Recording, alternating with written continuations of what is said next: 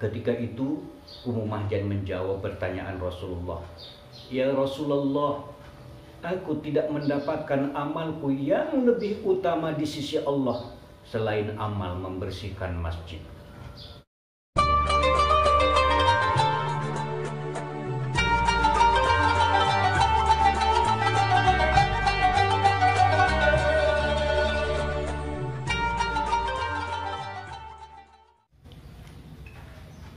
Assalamualaikum warahmatullahi wabarakatuh. Kaum muslimin rahimakumullah. Ada sebuah kisah inspiratif tentang sesosok wanita tua yang lemah yang digambarkan dalam sebuah buku karya Syekh Mahmud Mahdi Al-Istanbuli dan Mustafa Asy-Syalabi yang berjudul Nisa'un Haular Rasul Sallallahu Alaihi Wasallam. Seorang sahabat wanita tersebut biasa disapa dengan panggilan Ummu Mahjan. Ia bukanlah golongan orang yang kaya raya, bukan golongan konglomerat, bukan golongan orang yang punya prestasi ibadah yang tinggi. Dia bukan seorang yang zuhud, bukan seorang sufiah. Dia bukan kalangan yang berpendidikan tinggi atau yang biasa disebut dengan ulama. Ummu Mahjan hanya wanita tua yang lemah berkulit hitam. Walaupun ia tidak punya keistimewaan di mata manusia, namun ia dipandang mulia di mata Rasulullah Shallallahu Alaihi Wasallam. Sebab meskipun ia perempuan biasa menurut pandangan umum manusia, namun ia tetap memberikan peran untuk Islam, untuk agamanya sekedar yang ia mampu. Ia habiskan sebagian besar hidupnya dengan memuliakan masjid. Ia bersihkan setiap hari, memungut daun-daun yang kering, mengelap debu yang menempel, menggosok area-area yang kotor, dan begitu seterusnya. Setiap hari ia membersihkan masjid dengan tekun, tempat ibadah dan tempat berdiskusinya Nabi dan para sahabatnya. Namun di suatu pagi, Rasulullah Shallallahu Alaihi Wasallam tidak lagi melihat maupun bertemu dengan sosok perempuan yang sehari-harinya membersihkan Masjid Nabawi tersebut. Rasulullah pun bertanya kepada para sahabat mengenai keberadaan perempuan tua tersebut. Para sahabat menjawab bahwa Ummu Mahjan sudah meninggal dunia. Tentu saja mendengar kabar tersebut Rasulullah Shallallahu Alaihi Wasallam kaget. Sembari menahan marah, Rasulullah Shallallahu Alaihi Wasallam menanyakan dirinya yang tidak mendapatkan kabar lebih awal, tidak mendengar kabar apapun mengenai wafatnya Ummu Mahjan. "Mengapa kalian tidak memberitahukan hal ini kepadaku?" Para sahabat menjawab, "Saat ia wafat, Paduka tengah beristirahat dan hawa udara kala itu sangat terik membakar.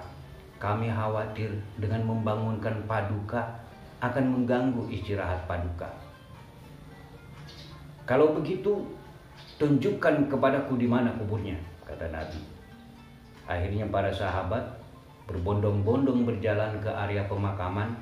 Kemudian disitulah para sahabat menunjukkan kuburnya. Lalu Rasulullah Shallallahu Alaihi Wasallam berdoa dan mensolatkannya. Nabi berkata, "Jika salah seorang di antara kalian ada yang wafat, lekas beritahukan kepadaku untuk kusolati.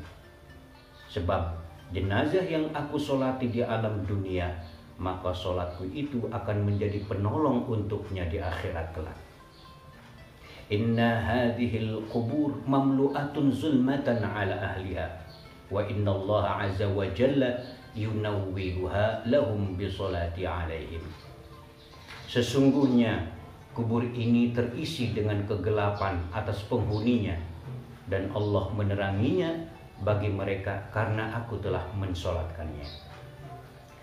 Setelah itu, dengan mukjizatnya, Rasulullah Shallallahu Alaihi Wasallam memanggil Ummu Mahjan dan bertanya, "Assalamualaikum ya Ummu Mahjan, ya Ummu Mahjan, Amal apakah yang paling utama di sisi Allah yang engkau dapati? Rasulullah Shallallahu Alaihi Wasallam terdiam sejenak sembari menundukkan kepala untuk memperoleh jawaban. Tentunya jawaban Ummu Mahjan yang berada di alam barzakh tidak akan terdengar oleh para sahabat yang berada di alam dunia. Namun jawaban tersebut dibocorkan oleh Rasulullah Shallallahu Alaihi Wasallam. Ketika itu Ummu Mahjan menjawab pertanyaan Rasulullah, "Ya Rasulullah, aku tidak mendapatkan amalku yang lebih utama di sisi Allah selain amal membersihkan masjid." Subhanallah.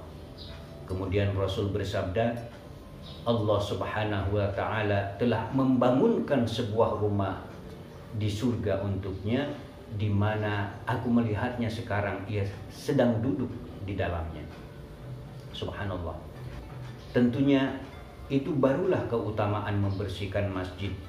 Apalagi saat ini seorang marbot kadang merangkap sebagai muazin, kadang sebagai qori, bahkan ditugaskan seperti layaknya tukang, yaitu memperbaiki aneka macam peralatan dan logistik di masjid. Subhanallah, tentunya sangat besar fadilahnya. Semoga Allah Subhanahu wa Ta'ala merahmati Ummu Mahjan radhiyallahu anha dan seluruh marbot masjid yang sekalipun mereka dianggap miskin dan lemah, akan tetapi mereka turut berperan sesuai dengan kemampuannya. Ummu Mahjan adalah pelajaran bagi kaum muslimin dalam perputaran sejarah bahwa tidak boleh menganggap sepele suatu amal sekecil apapun. Demikian kaum muslimin rahimakumullah, wa rabbatun fil khairi khairu wa amal birrin yazinu wal yuqas ma lam yuqal. Wassalamualaikum warahmatullahi wabarakatuh.